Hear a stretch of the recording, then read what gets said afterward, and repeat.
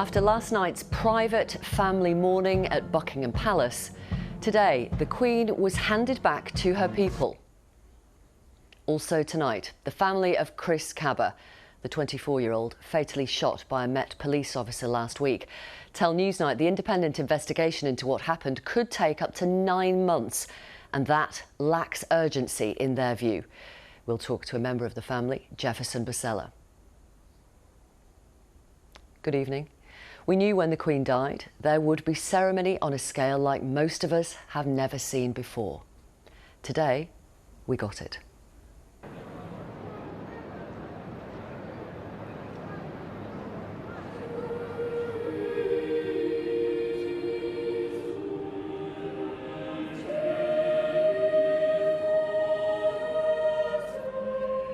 She's just been the thread running through our lives since childhood, so I just had to be here. I'm ex-military, so I was lucky enough to meet the Queen in May 1992, and she's always been a constant in my life, so it was a no-brainer that I had to be here today.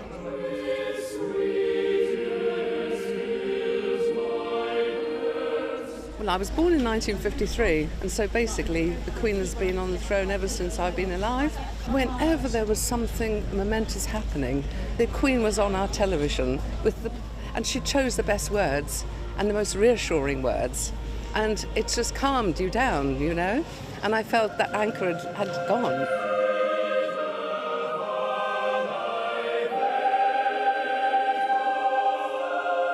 Once you are in Westminster Hall, the hush, the quiet, the peace, then your heart takes over. Yeah. And you know you've come to say thank you and goodbye. It was my moment with my monarch. And that's what matters.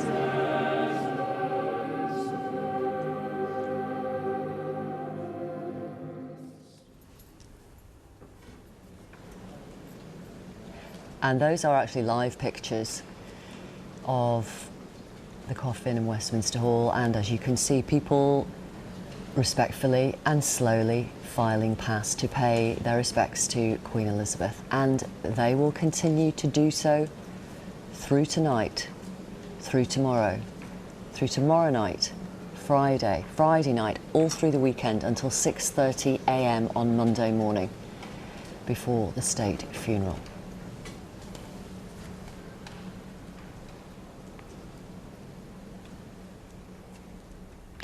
In a moment, we are going to speak to historian Dr. Tessa Dunlop and Sunda Katwala from the British Future think tank. That's a think tank which researches public attitudes on things like identity and integration. But first, let's speak to Yolanda Clark, who works for the bereavement charity Cruise and met the Queen through her work with the charity. And Yolanda was at the Mall today. And tell me how it was for you, Yolanda. Hello, good evening, Victoria. Today has been a wonderful experience to be with the subjects of the United Kingdom and across the world, paying respects to our monarch, Her Majesty the Queen. It's been an amazing experience.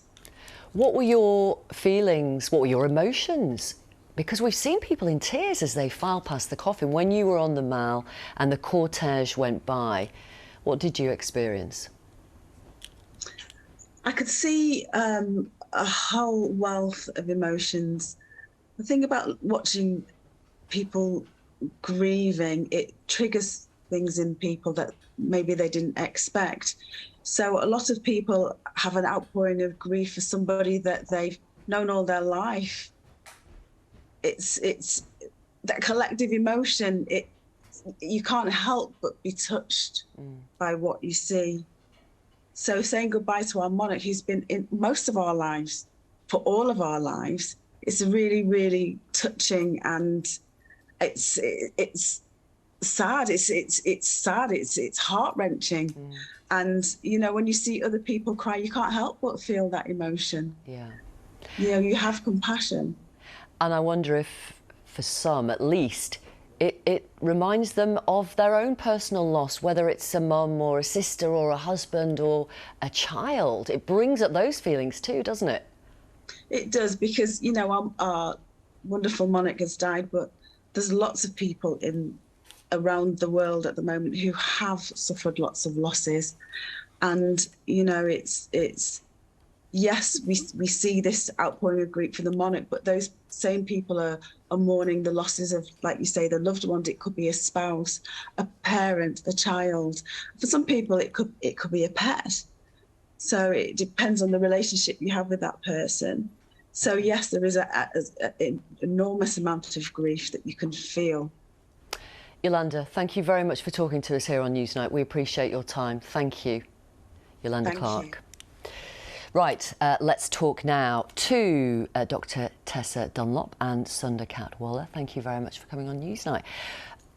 How should King Charles modernise the monarchy?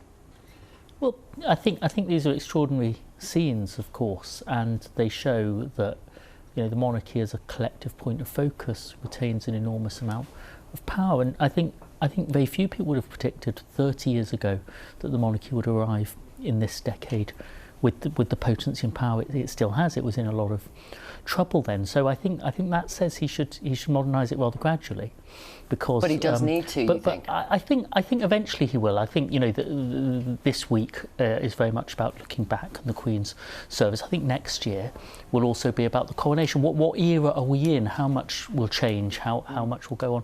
The Queen, I think, symbolised something incredibly important simply by always being there for all of our lives. I think for Charles to symbolise something very important that we want in this society, which is something that bridges, something that connects us, something that reminds us that we're not always in culture wars with each other. I think you have to be more proactive maybe about building those bridges and thinking about how to make those connections. Yeah. Tessa Dunlop, look at the people who are there today. Not everybody wants to take part in this, but some people do. A lot of people do. Perhaps it doesn't need to change. This has been a force for unity right now. I think inevitably it will change. Sunda mentioned the longevity of the late monarch's reign. She tied us back to the high noon of Britishness, to the Blitz, to Winston Churchill, to service. The new Prince of Wales mentioned it in his testimony to his late grandmother. He said, you know, thank you for showing us an example of duty from a different age, but that is still relevant today. And that was incredibly potent.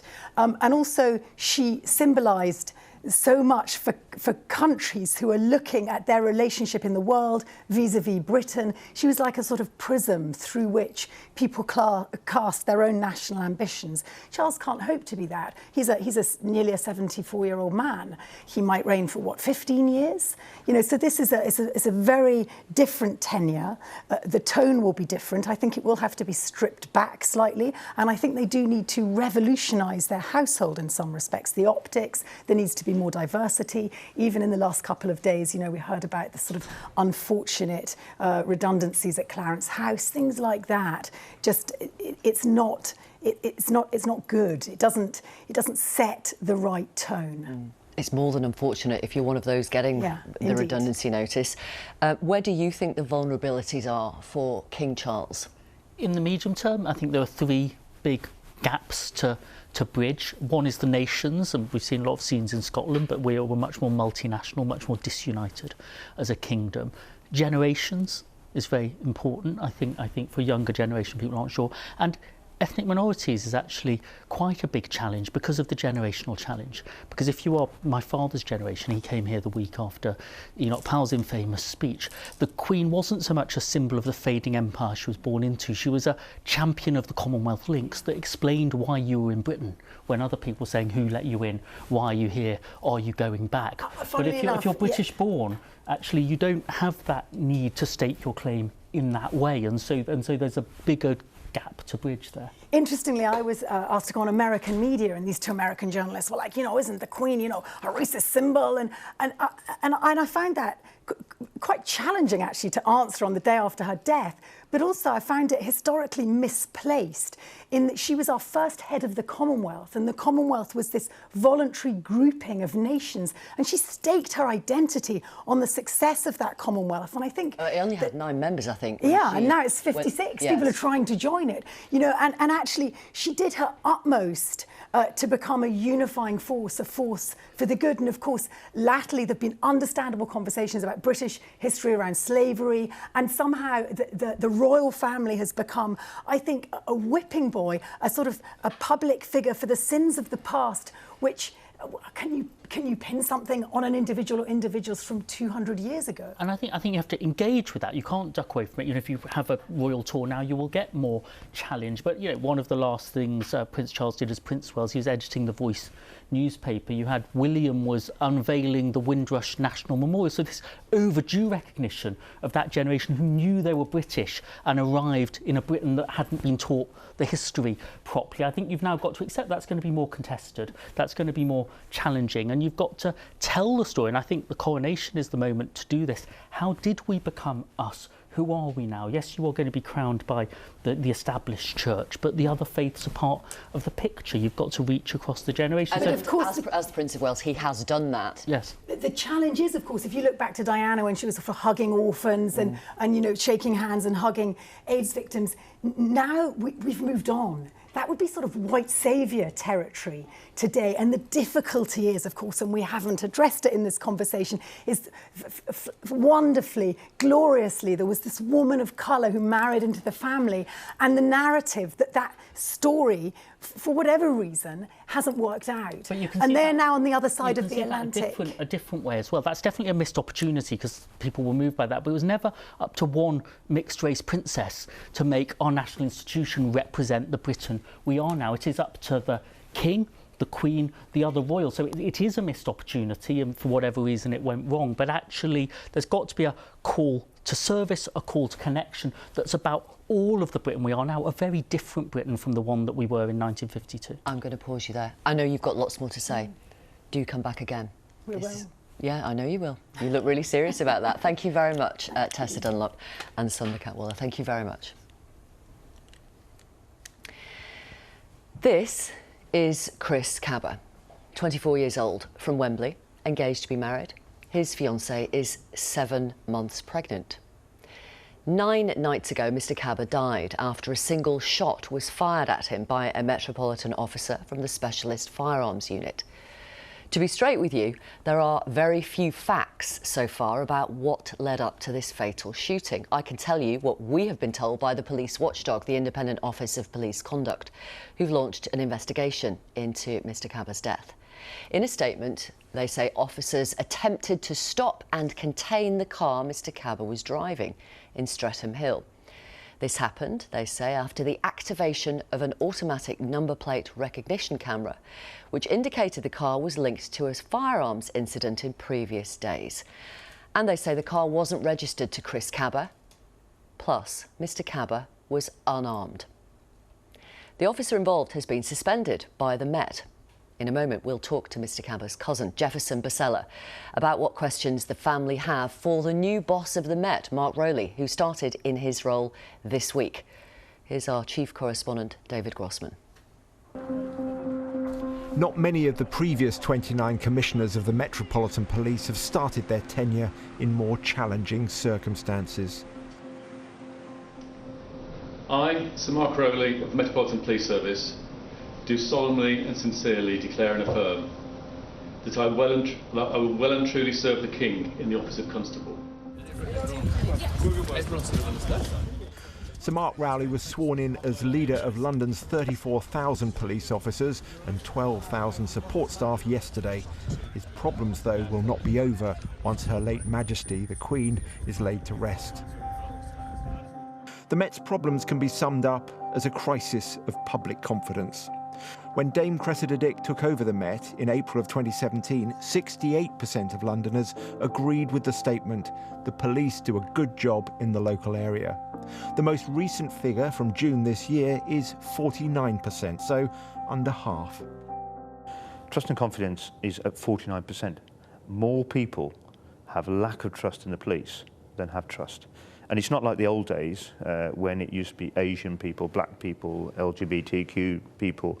You know, I went to a dinner party and middle-aged white women in their 60s were talking about how they don't feel comfortable about the police. I mean, there's been a sea change in trust and confidence, and that's happened over the last 5 years. Trust has gone through the floor.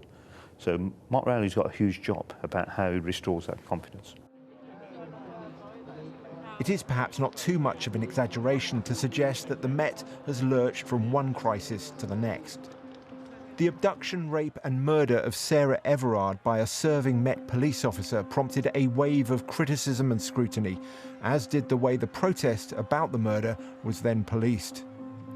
The Met was accused of a stitch-up over the delay in the publication of Sue Gray's full report into lockdown parties at Downing Street, when they asked for the report to be redacted for what turned out to be 4 months. There were accusations of racism from the mother of 2 women murdered in a park in Wembley. Minna Smallman believes police treated the disappearance and deaths of Nicole Smallman and Bibba Henry less urgently than if they had been white. When the sisters were found murdered, 2 Met police officers took selfies with the bodies. Both men were jailed in December of 2021 for 2 years and 9 months after admitting misconduct in a public office. Indeed, the culture of the Met has come up for repeated criticism. Officers based at Charing Cross Police Station were found by an inquiry to have joked about rape and exchanged offensive social media messages. The Met said it was deeply sorry. And the most recent controversy concerns the shooting dead by an armed officer of 24-year-old Chris Cabba in South London at the beginning of this month. The unnamed officer has since been suspended, and the Independent Office of Police Conduct has begun a homicide investigation. However, they say that doesn't necessarily mean it will lead to any criminal charges. Details at the moment are sparse. The police say that the car that Mr. Cabba was driving had flashed up as connected to an earlier unspecified firearms incident, but Mr. Cabba himself was not carrying a firearm. I think we have to wait for the investigation, but I think what's fundamentally different with Sir Mark Rowley and Cressida Dick is there is not the instant support defending of officers. This is about actually, let's see what happens. The IOPC has raised issues. They've done a homicide investigation. There is footage, video footage to be, body camera that has to be reviewed, witnesses. And I think the suspension of the officer is an appropriate course of action. I'm not sure if that would have happened if Cressida Dick had still been at the helm. Very few at the moment seem in the mood to trust the police's version of events, and that is perhaps the biggest problem that the new Met Police Commissioner has to grapple with. Let's talk to Mr. Cabba's cousin, Jefferson Basella, who is talking to us on behalf of the family. Thank you for talking to us on Newsnight. It's been 9 nights since this happened. How is the family doing? They're gutted. You know, understandably, they're heartbroken. And, you know, the action of one person has completely turned the world upside down. You know, his dad is usually quite joyful, quite bubbly, quite a happy man. But I've never seen him so down. And it's really sad, it's heartbreaking to see. I just don't think they'll ever be the same again. What has the family been told about what led up to this shooting? Well, not much. You know, the IOPC have been really vague. So we've asked some very basic questions, such as was the car, registered to him? Was the car searched? Some basic questions, and they've either delayed the answer or they haven't given us any answers at all. And it's been quite frustrating for us and the family as we're mourning, but also we're not really getting any clarity around the actual situation. How long might this independent investigation take, do you think? So they're saying it's going to take between 6 to 9 months. What do you think of that? I think that lacks urgency, personally, because there's a lot of upset people out there. There's a lot of people who feel traumatized by this situation. So for me, that's not good enough, and it needs to come much sooner. But if it means that it will be a thorough investigation, maybe that time is okay. Well, there have been thorough investigations in the past that we thought, you know, would have went one way and they completely didn't. So just because the investigation is thorough doesn't mean that justice will be served. Okay, but that makes it sound like you potentially... Well, let me ask an open question. Do you have confidence that the IOPC will get to the truth of what happened? Not necessarily, no, I don't. Why? Honestly, it's because there's the IOPC, there's former police officers that now work for them. And for me, that's quite questionable because there's going to be an inherent bias if you get a former police officer to interview police officers. So for me, naturally, I'm going to be distrustful of them because it just doesn't make sense for that system to be, you know, to be like that. You, the family, have asked for the body-worn camera footage of what happened that night to be released to the family, as well as the aerial footage from the helicopter. Are you going to get to see it? Well, they said we're going to be able to see some form of footage, but they didn't tell us what footage it will be. And we want a bit more clarity on will we see the aerial footage and what type of footage will we see. When will you get to see it? So it'll be next week. Right. So that was one of your demands, and that is being met to a certain extent. Yeah, to a certain extent. Yeah. The officer who fired the fatal shot has been suspended by the Met. Is that the right decision? 100%. I think in most jobs in England, if you're under criminal investigation, you'll be suspended immediately. So I think that's a bit of a no-brainer. You know, a lot of people are celebrating as if that was a very difficult decision to make when it seems like it's just common sense and the right thing to do.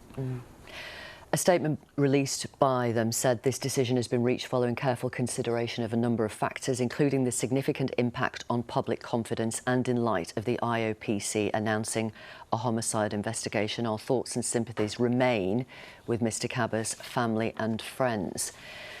We understand how concerned communities are, particularly black communities, and thank those who are working closely with our officers. What effect would you say this has had on people more broadly, more widely? Well, I'll say the communities feel traumatised. You know, this isn't the first time that we've seen black people or ethnic minorities be victims of police brutality. And that's quite sad because it seems like it's just history repeating itself. And the question here is just like, when will it end? You know, is this something that, you know, our children are going to have to grow up and experience as well? Or is this something that we can make a change with right now? You know, and that's what we're trying to do. We're trying to instigate change through for example, we had a protest on Saturday, and that was amazing. We had so many people coming together in unison, having the same message, which is we are tired of, you know, what's happening with the police, in which they're over-policing us, you know, stopping and searching us for no valid reason. And I don't need to give you examples. You know, there's been some high-profile cases in which police officers have abused their powers. So the question is, you know, where do we go from here? Does the family think this would have happened if your cousin had been white? Well, they definitely feel that it was racially motivated, or, you know, there was definitely a racial or racist element to the incident, and that's quite sad. You know, that's quite sad. The Met Police Federation, that's the union that represents officers, said, quote, they were supporting the brave officer, that was their word, and that being a firearms officer in London is one of the world's toughest jobs. What do you think of that statement? I think that's nonsense. I don't think that's true, because I think if you look at, you know, how many police officers have been killed by members of the public, and you compare that to how many members of the public that have been killed by the police, it's like, clearly we're the ones that need to be defending ourselves rather than them defending themselves with, you know, these automatic rifles or machine guns, whatever they have.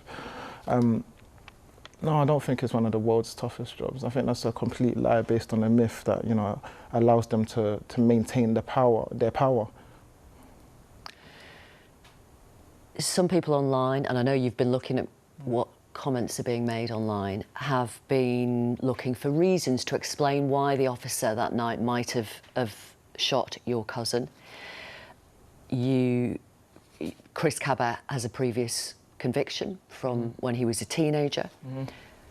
The people who are making those comments weren't there. You weren't there. I wasn't there. What would you say to those people, though? I'll say two things. Just because you've not been convicted of a crime in the past, in which you've served your sentence, by the way, that doesn't give anyone the right to kill you, right? And secondly, the police officers are saying that they were, the car was suspect because of the ANPR system got triggered. Yeah. So the vehicle, exactly, the registration the vehicle number plate, but the number plate weren't registered, or the car weren't registered to Chris. So that shows police didn't know that it was Chris in that car. So people who are saying, he was this, he was that, unless, the police come with new information, it shows that they didn't know that Chris was in the car. So that could have been anyone. And clearly, in this case, his moral compass doesn't matter. And as much as I believe he's amazing and, he's a good person, even if he weren't in this case, that does not matter, because they did not know that Chris was in that car, unless it was a targeted operation in which they knew it was Chris from the get-go. Jefferson Basala, thank you very much for talking to us on Newsnight. The Met say they are cooperating fully with the IOPC as they carry out a thorough and independent investigation. And obviously, we'll stick with this story. Thank you very much for coming on and talking to us. Now, last Thursday morning, the Prime Minister announced an unprecedented package of help for households and businesses for you to cap soaring energy bills. Liz Truss announced that a household who'd been facing an annual charge of around £3,500 from October will instead pay £2,500. But what was not clear was how much it would all cost the government. That would depend on the cost of gas this winter, nearly a week on. And could there be some good news? Ben Chu is at the Newsnight wall. Yes, Victoria, here's something we haven't been able to say for a long time, but something welcome is happening in European energy markets. Is the big squeeze perhaps easing? First, here's what's happened to European wholesale gas prices. As you can see, around the end of August, they peaked at around €325 per megawatt hour and have come down considerably. They're now at €200, a 40% decline. We in the UK are, of course, integrated with European wholesale gas markets. And the UK wholesale gas prices have also fallen. They too peaked at the end of August at 700 pence per therm and are now down to 365 pence, also down around 40%. But hang on, didn't Russia 2 weeks ago effectively cut off gas supplies via the crucial Nord Stream pipeline to Germany? Wouldn't we expect that to be pushing European prices up even further? Instead, they're dropping. What's going on? Well, the logic of these market moves, according to analysts, is the accumulating evidence that despite Putin's weaponization of Russia's gas exports, the European Union has been successful in building up its gas storage ahead of winter. After the invasion of Ukraine, the EU set member states with gas storage capacity a target of getting to 80% by November to enable them to cope through the winter if Russia cut off pipeline flows entirely. It was a huge stock-building effort and one of the major reasons the price of gas has spiked in European markets. Governments were effectively buying gas at any price to accumulate those reserves. And look at this. The 80% gas storage target shown by the yellow dots here has actually been exceeded in Germany, France, Italy and the Netherlands. That should now ease the frenzy across Europe to buy gas. So what does all this mean for households and businesses? Well, the first thing to say is that after these wholesale price falls, prices are still around 10 times higher than they were at the start of the year. This is still very much an energy emergency and households and firms still need support. Nevertheless, if prices remain at those levels, the cost to governments of shielding households and firms from those wholesale prices will be much lower. When the government introduced the UK energy price freeze last week, the Resolution Foundation estimated the cost of the public purse over 2 winters for the household element alone would be around £120 billion. But this was based on an average wholesale price of 464p per therm over this period. If prices were to instead remain at today's rough level of 365p per therm, the estimated cost would be halved to around £60 billion. Welcome news for the UK Chancellor ahead of his fiscal statement next week.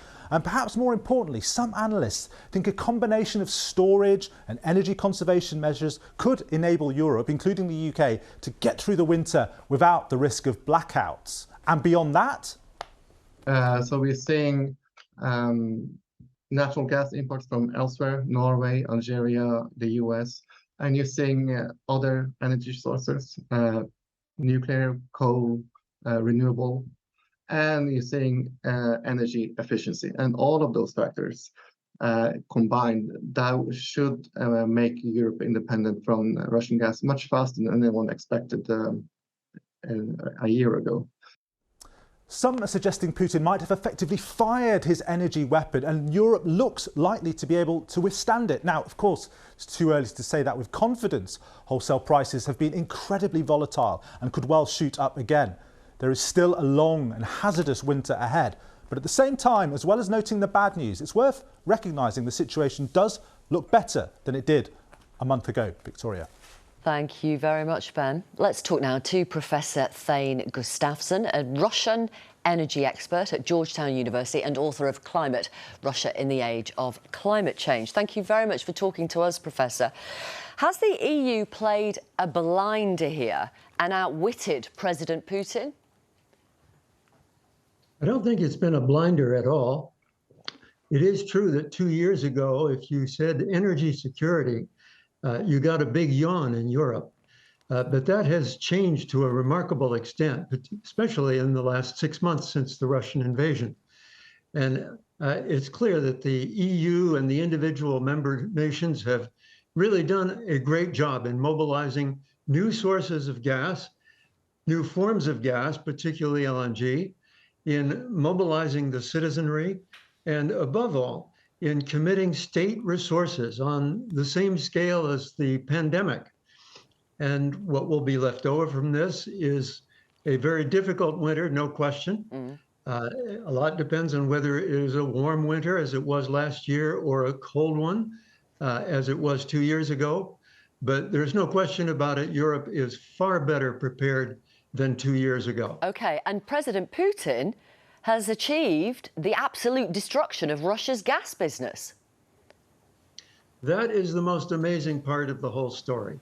I've been following this for half a century, ever since I was a young scholar, focusing on that threat that people were talking about at the time of a gas pipeline coming out of the Soviet Union into Europe. We remember that the Reagan administration tried everything it could to stop it.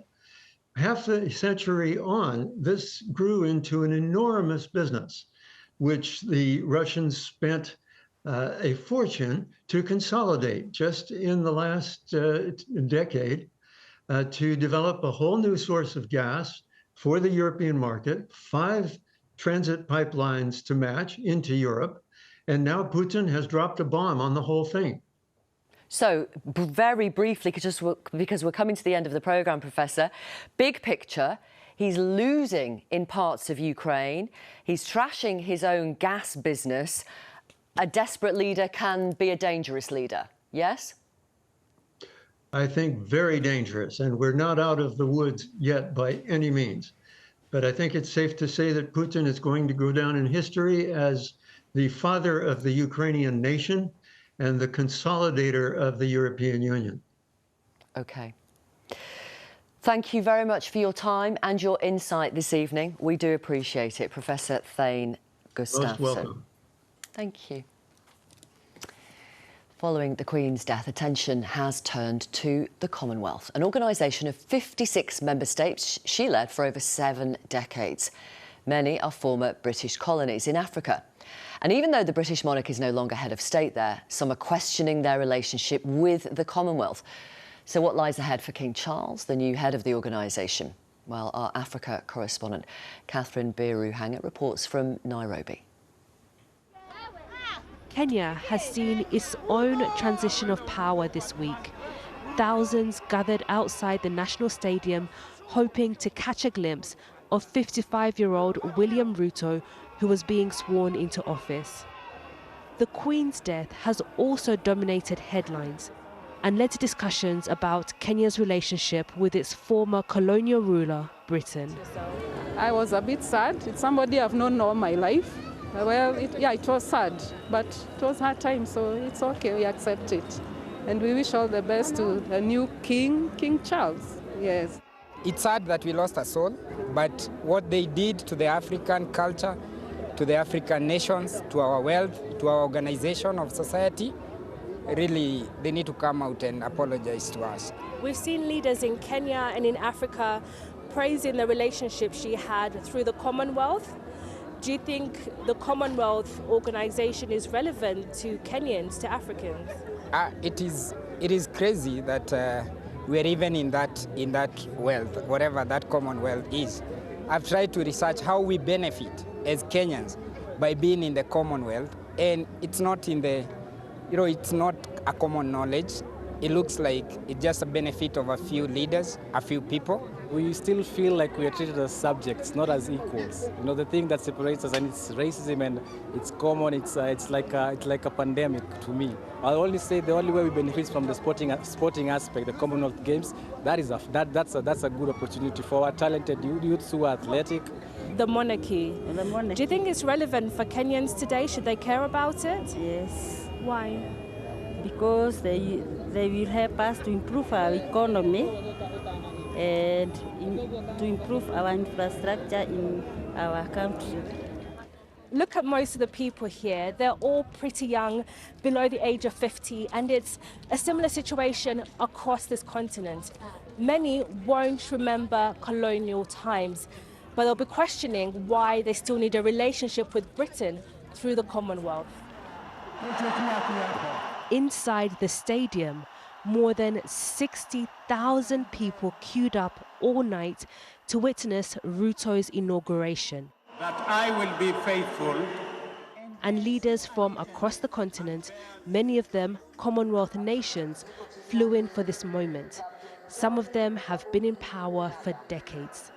But they're all under pressure from their large youth populations who want better opportunities and jobs. Could the Commonwealth, a potential trading bloc of 2.5 billion people, help? Even on such a momentous day, it's still clear to see some of the lingering traditions left by the British in Kenya and other former colonies. Godfrey Sang is a history lecturer at St. Lawrence University. Our military has the same ranks as those of the British Army. Our judiciary has the same ranks and the same courts and the same law. The royal visitors stepped off into the hot sunshine of Nairobi. The legend has been told many times. In 1952, Queen Elizabeth, then a princess, was here in Kenya when she found out her father had died, and she was to become queen and leader of the Commonwealth. The family of nations, as it's called, has grown since then. But this association was born out of the dying British Empire, and the fight for independence was a bitter struggle.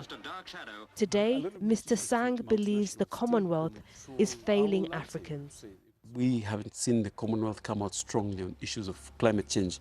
We are seeing poverty still very, very big in Africa.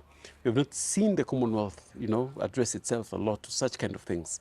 Access to opportunities, aid and not trade. The Mathare network of informal settlements in Nairobi have a population of 500,000 people. Families living in cramped spaces, working hard to build a future for themselves. But even basic services like healthcare, water and electricity are hard to come by. Education and jobs for young people have been a focus for the Commonwealth. This is where it thinks it can make a difference. And we've come to meet a charity that it funds to do just that. Oasis Mathare trains young people on IT skills from coding to software engineering. The organisation says it has supported 14,000 people in the last 8 years. The group's founder, Douglas Mwangi, made headlines in Kenya when he visited Buckingham Palace to receive an award from the Queen in 2018. Since then, he's gotten funding from the Queen's Commonwealth Trust, including £20,000 this year. The Commonwealth should continue on the legacy that was set by Her Majesty the Queen, supporting young people, giving them necessary resources, tools, network. Developing countries such as Kenya we need a lot of support in terms of democracy, governance. Kenya's new president, William Ruto, came to pay his respects to the Queen, signing a book of condolence at the British High Commissioner's residence. What does he think the future holds for the Commonwealth? The way to reimagine the Commonwealth is to look at a trajectory, how the Commonwealth is going to play much more central role in the economies of our countries and in making sure that we leave nobody behind. Leaving no one behind. That's a big ambition that many here would like to see. They're definitely hoping and pushing for more from their leaders here in Kenya and abroad. Right, we've got time to have a look at some of the front pages of tomorrow's newspapers. We'll start with the Daily Telegraph. Their headline is "Nations Turn to Say Farewell." And you can see the photograph there of the coffin on the raised platform with the imperial state crown on top. And then just behind in the photograph, King Charles, his siblings, his children, their wives, the whole family ahead of people queuing to pay their own respects. The Guardian has a photograph of sorry, I keep doing that. We have to get used to saying King Charles walking behind his mother's coffin on the way up to Westminster Hall this afternoon. But their main headline, "People Disappeared. Izium recalls the horror of occupation." The Guardian speaks to witnesses in the Russian-occupied town of Izium, where people are reporting that friends and relatives have disappeared. Listen to today's Ukraine cast, actually, for more on that. And the Mirror, "Pride and the Pain," a photograph of William and Catherine and Meghan and Harry. Obviously, they are proud of the Queen's 70-year reign, but they are the grandparents, the grandchildren, so they are grieving a personal family loss. Before we go, tonight, a reminder that the BBC is offering a dedicated stream of the Queen's lying in state for those who want to pay their respects but perhaps can't come to London or can't queue for long periods of time. That is available right now on the BBC homepage and right across our digital platforms. That's all from us tonight, and we're going to leave you with images from the queues inside and outside Westminster Hall, where crowds of people are continuing to line up. These are live pictures. They want to pay their respects to the Queen. Good night.